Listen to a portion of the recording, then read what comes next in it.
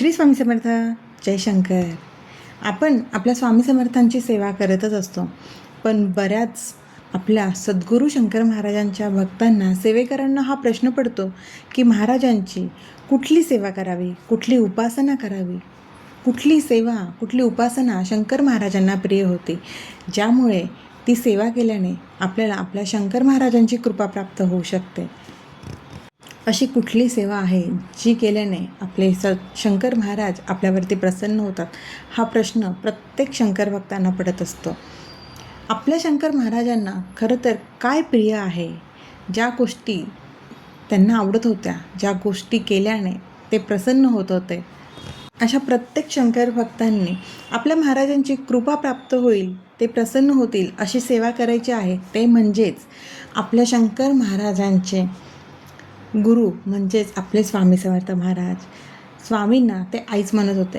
आपल्या गुरूंचं जे कोणी नामस्मरण करेल, आपल्या गुरूंना जो जपेल त्याला मी जपेल, हा आपल्या शंकर महाराजांचा शब्द आहे. म्हणूनच शंकर महाराज नेहमी सांगतात की तुम्ही माझ्या गुरूंचं नामस्मरण करा, मी त्यानेच प्रसन्न होईल. श्री स्वामी समर्थ हे नाव आपल्या शंकर महाराजांना अत्यंत प्रिय आहे. म्हणून आजही त्यांच्या धनकवडीच्या मठात श्री स्वामी समर्थ ह्या मंत्राचा जप असतो. तसेच शंकर महाराज म्हटले होते की गुरुचरित्र हेच थोडक्यात माझं चरित्र आहे. तुम्ही गुरुचरित्राचं पारायण केलं तर सगळ्या संकटातून नक्कीच मुक्त व्हाल. तसेच ज्ञानेश्वरी ही महाराजांची अत्यंत आवडीची होती. ज्ञानेश्वरी ग्रंथ त्यांना अत्यंत प्रिय होता.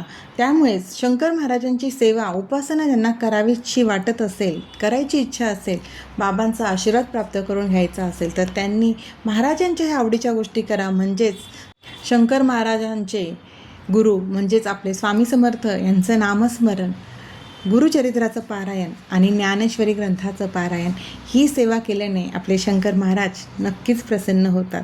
आणि साक्षात आपल्या शंकर महाराजांच्या लीला, शंकर महाराजांचा प्रवास हे सगळं ज्या ग्रंथात आहे ती म्हणजे शंकरगीता.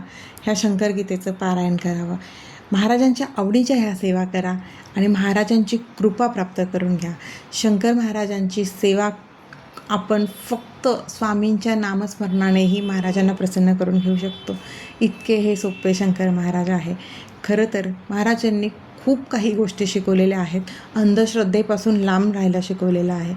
आपल्या स्वामींना, आपल्या शंकर महाराजांनी जी शिकवण आपल्याला दिली ना, ती आपण आपल्या आयुष्यात आत्मसात केली तर आपलं आयुष्य नक्कीच सुखकर होतं.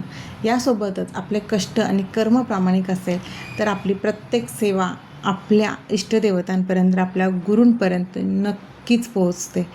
त्यामुळे शंकर महाराजांच्या आवडीच्या उपासना करा आणि शंकर महाराजांची कृपा प्राप्त करून घ्या. श्री स्वामी समर्थ. जय शंकर. अशक्य ही शक्य करतील स्वामी, अशक्य ही शक्य करतील स्वामी.